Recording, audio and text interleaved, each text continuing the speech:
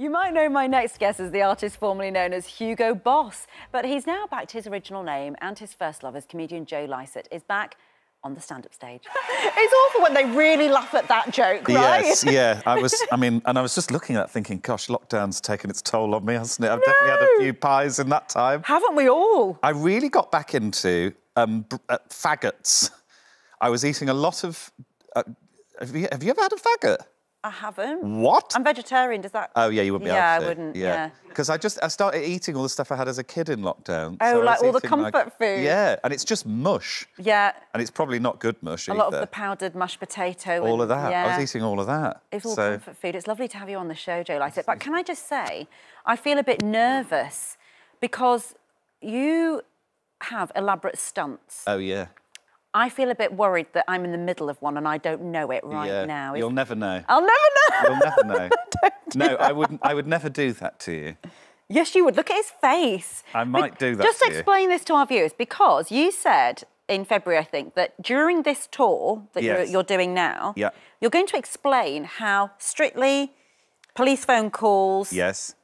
Other things and a stunt. You did an elaborate stunt that took years, and you're going to reveal what it was during the tour, but you haven't been found out. No, well, I asked the audience to not tell after the show, and they've been really they good. Like, really nobody's haven't told. They haven't told. None of the reviews have mentioned it.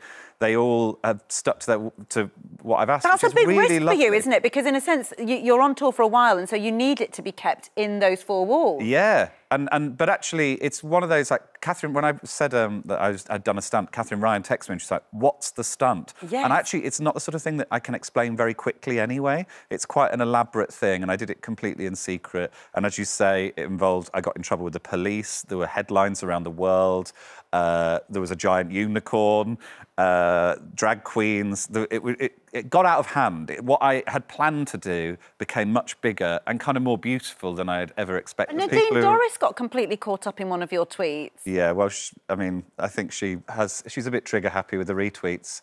I do like to tweet Boris Johnson, I used to. What, don't rise to it, babe. I'm with Nadine. We're on your side no matter what, XOXO.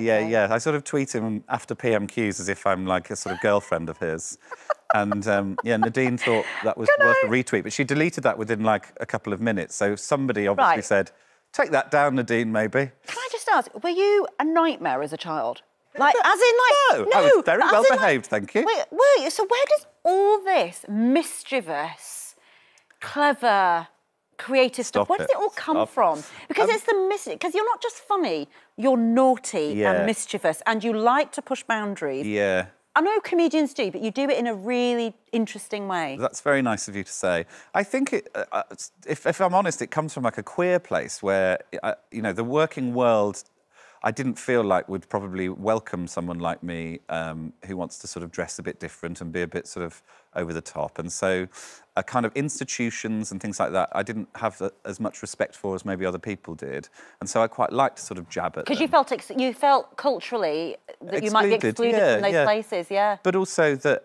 really interesting insight. Yeah, I mean, I don't know. I don't know why I like... But also I see a lot of institutions, and the government being one at the minute, that sort of don't serve people properly and sort of treat people with a sort of lack of respect and dignity. And so, as a comedian, my job is to go, that's bad, isn't it? And make it look silly and make it look daft. And I'll keep doing that for as long as I can. Yeah, and it's brilliant what you do, frankly. But you're also now taking over a show, aren't you? The Travel Man. Yes. Tell us a bit about that, because you seem so thrilled about this. I love it. It's genuinely one of my favourite things. I mean, obviously, what a silly job to get. Explain what it is for those who haven't seen it already. It's me and another comedian, usually, or a funny person, going to a city or an area and trying out the sort of best but kind of quirky stuff. That was you with Bill Bailey there, I think, was it? Yes, I've been with Bill Bailey, went to Iceland.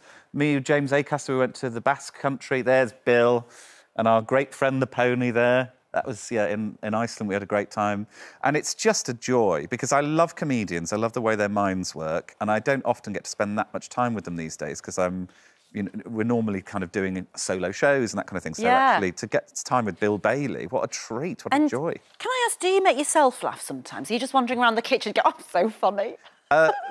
Sometimes. Like when you come up with a name for your shows, for example, Yeah, which are good brilliant. fun. Just run us through the names that you've had for your shows in the past. Well, this one's more, how do you like it, how do you like it? More, and more, yeah. how do you like it? It How gets do you in the like head. it? That's it. I'm going to be singing it all day. Yeah. That's the way, Joe Lycett, drop it, Lycett hot. I've done Drop it, loads. Lycett hot, is it? The thing that I laugh most at, and sorry if I might put people off their breakfast, I fart like a shotgun. Right. And in the middle of the night, I'll fart sometimes and it'll wake me up and I'll laugh and I'll go back to sleep. That's the most that I laugh at myself. That's brilliant, isn't it? You're very funny. We haven't even got time to talk about the police ring. Somebody calling up the police. Yes. Just tell us quickly what happened. Someone. I mean, drama follows you, right? And you seek it out. Well, I didn't seek out the police coming after me.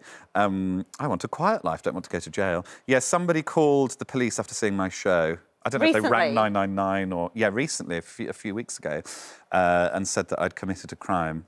And I would love to find out who that person is. As in the joke was offensive to the point that it broke the law? Yeah, they thought that I'd broken the law, Okay. yeah. And the police had to investigate, which was... It's kind of an extraordinary thing. But again, it's just more power to you in the sense that, you know, you're keeping the joke in. Yeah. And that story in itself now feeds into... I think it's one of the best jokes I've ever written. It's not going. Oh, well. Joe Lock me up! Joe Lycett, I could talk to you all day. I could stay here. I'm going to stay here all day. He's going to stay here all day. Call the police! Joe, stop. More. How do you like it? How do you like it? Continues throughout August and September. Thank you so much. Pleasure.